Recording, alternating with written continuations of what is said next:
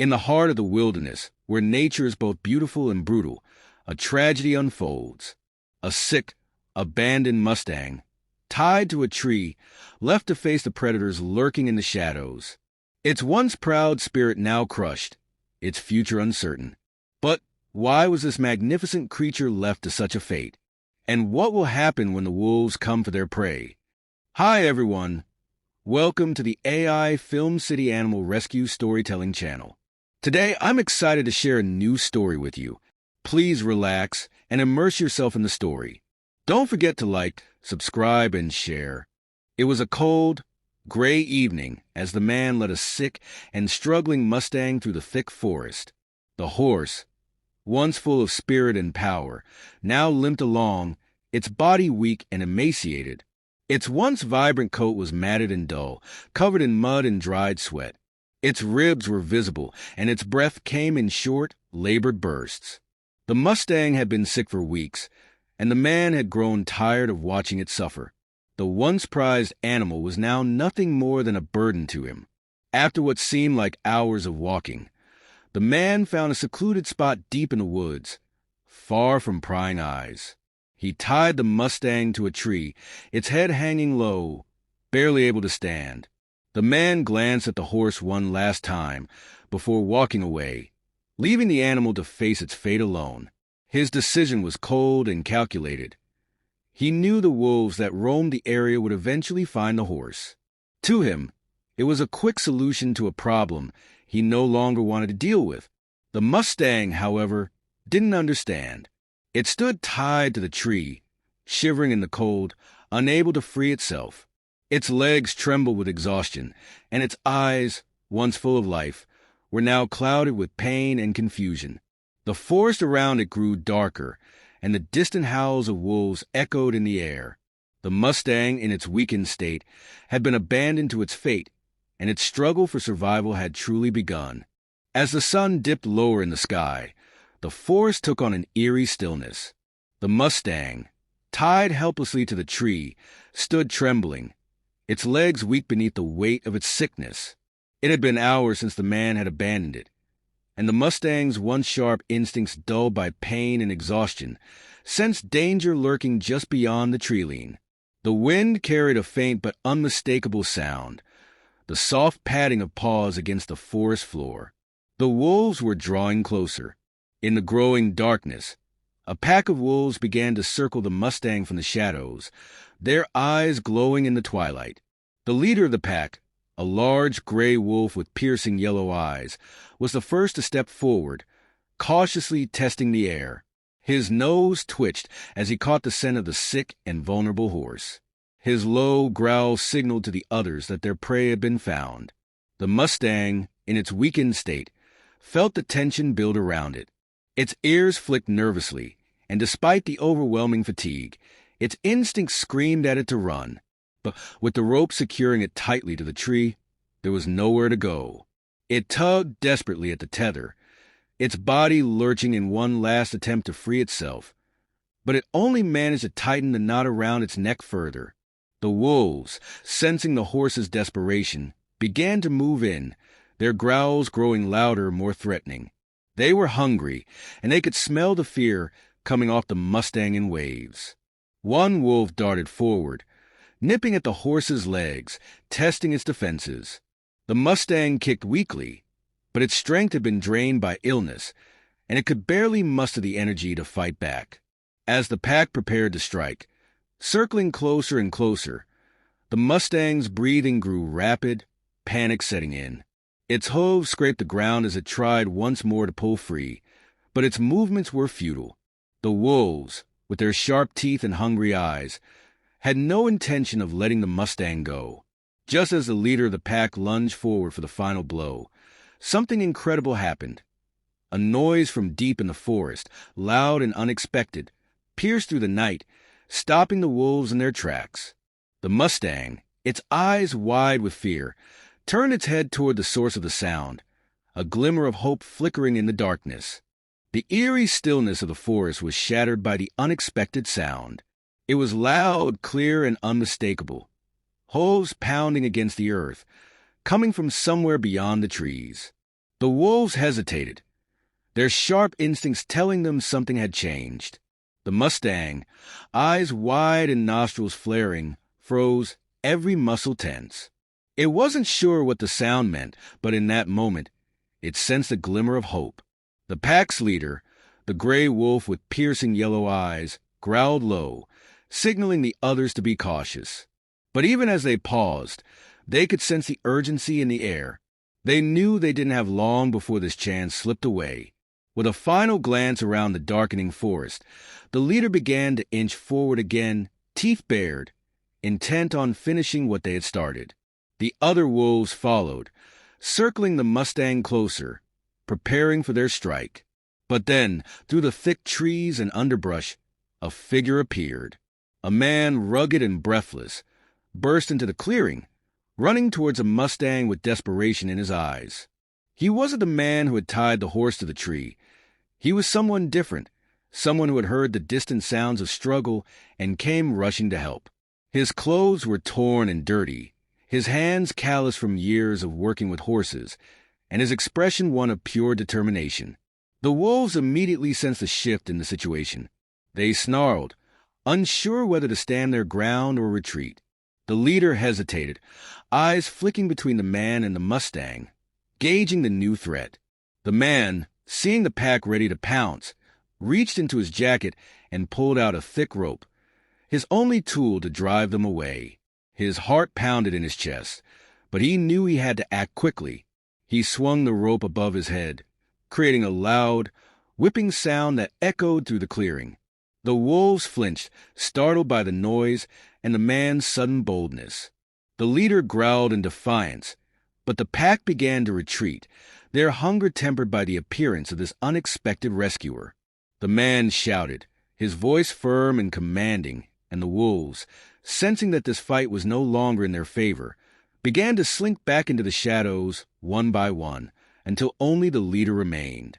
For a moment, the man and the wolf locked eyes, a silent standoff. Then, with a final growl, the gray wolf turned and vanished into the forest, his pack following close behind. The man wasted no time.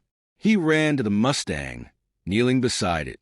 The horse, still trembling with fear, looked at him with wide, pleading eyes. The man's hands moved quickly as he worked to untie the rope that had bound the animal to the tree. He could see the exhaustion in the Mustang's body, the toll that sickness and fear had taken. With gentle hands, he loosened the knot and freed the horse. But even as the wolves disappeared, the real battle had only just begun. The Mustang was still gravely ill, and the man knew that without help, it wouldn't survive the night. He stood, his mind racing, searching for any sign of how to save the animal before it was too late.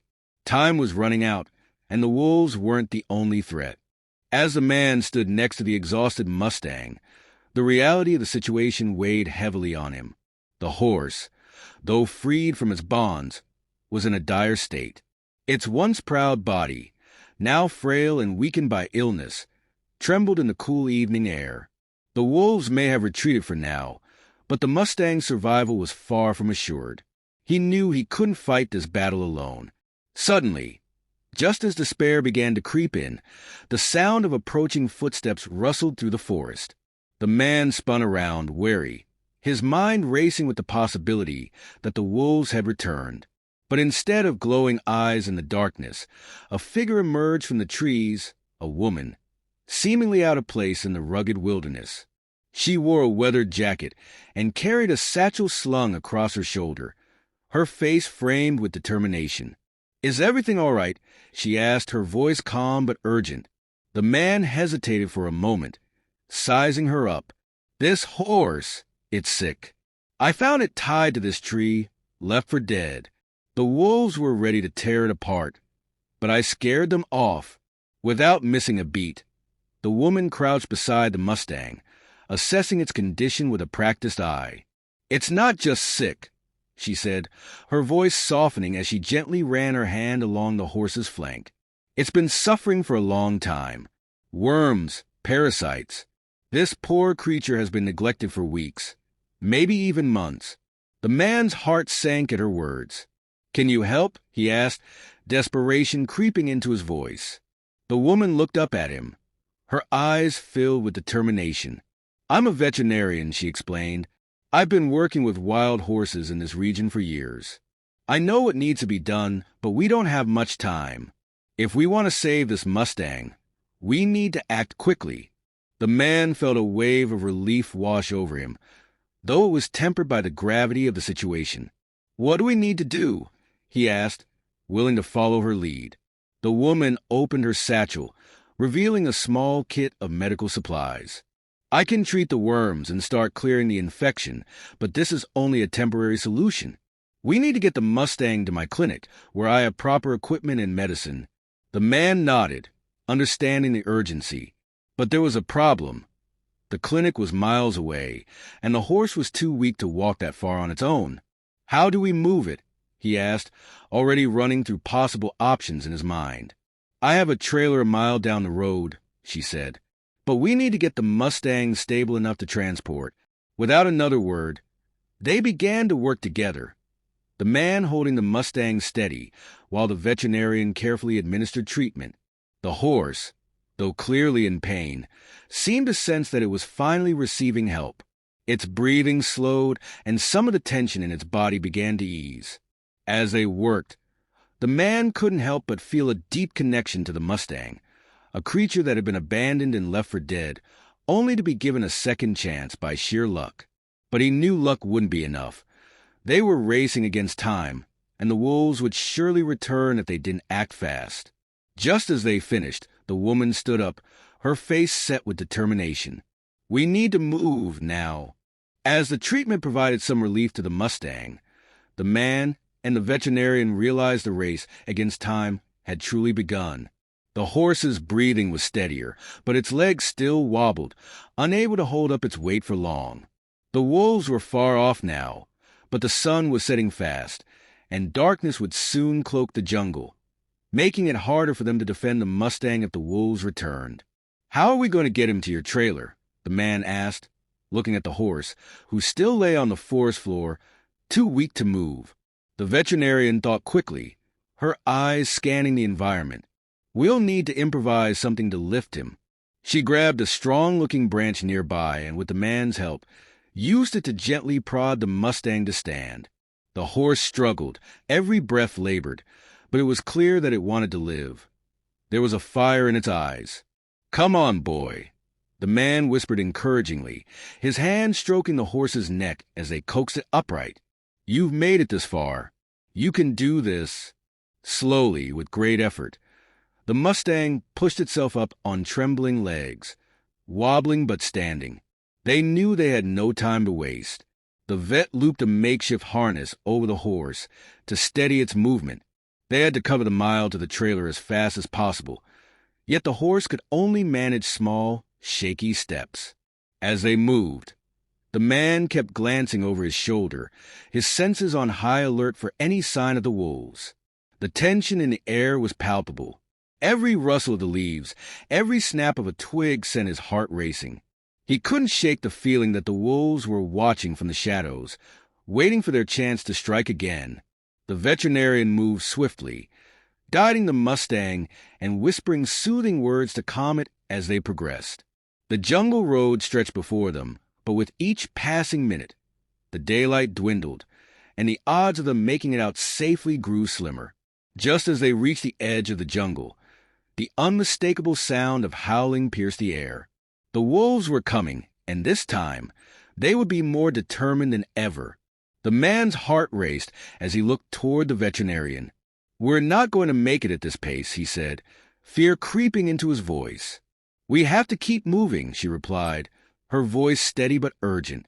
"Don't stop now." The howling grew louder, and the man could see movement in the trees, shadows flickering as the wolves approached. They could feel the predator's eyes on them, waiting for the moment to strike. But just when it seemed like the wolves were about to close in, the veterinarian's trailer came into view. "There!" she shouted. "We're almost there." Summoning all their strength, they urged the Mustang forward, pushing past the exhaustion that gripped them all. The wolves' growls grew closer, and the man could almost feel their breath on the back of his neck. But in a final surge of adrenaline, they reached the trailer. The vet quickly opened the trailer door, and with one last heave, the man and the vet managed to guide the Mustang inside. They slammed the door shut just as the wolves reached them, their sharp teeth gnashing at the metal. Inside the trailer, the Mustang collapsed, exhausted but safe. The man and the vet leaned against the side of the trailer, their hearts pounding in their chests as they caught their breath. "We made it," the man whispered, his voice filled with relief. As the trailer sped away from the jungle, the man sat quietly beside the Mustang. The horse lay on its side, breathing steadily now, its eyes half closed in exhaustion, but with a calm that hadn't been there before. The veterinarian drove ahead, focused but relieved that they had made it out just in time. The man couldn't take his eyes off the Mustang. The memory of tying the horse to the tree, believing it was the end, played in his mind on a loop.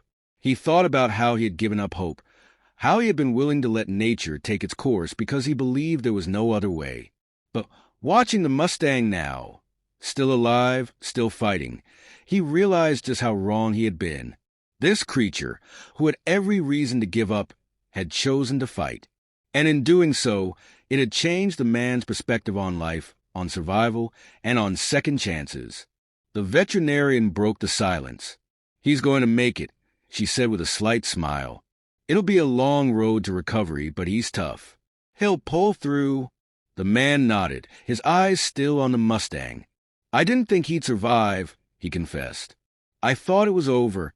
The vet glanced at him and replied, "Sometimes, when we think all hope is lost, that's when life surprises us the most." As they drove toward the animal hospital, the man knew one thing for certain. He would never see this Mustang or any living creature the same way again. This wasn't just a rescue. It was a second chance for both the horse and for himself. As man looked into the eyes of the Mustang, now full of life and gratitude, he couldn't help but reflect on the importance of kindness and the impact one person's actions can have. This story could have ended in tragedy, but it didn't, because someone cared enough to act. And now, this once-forgotten Mustang roams free again. Remember, sometimes all it takes is one moment of courage to change a life.